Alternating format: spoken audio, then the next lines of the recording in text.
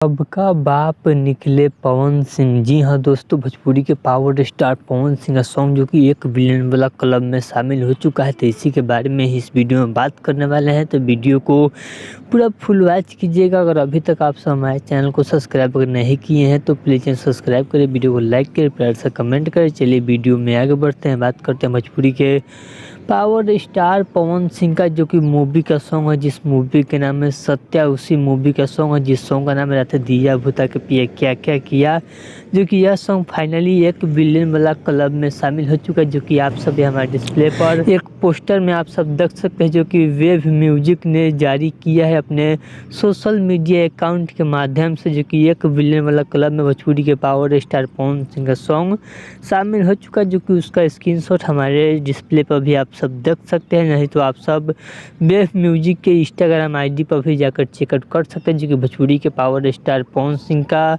यह सॉन्ग एक विलियन वाला क्लब में शामिल हो चुका है। तो आप सबको भोजपुरी के पावर स्टार पवन सिंह का यह रिकॉर्ड वाला वीडियो आप सबको कैसा लगा तो प्लीज़ सब्सक्राइब करें, वीडियो को लाइक करें, प्यार से कमेंट करें। चलिए मिलते हैं न्यू अपडेट के साथ, तो ओके बाय।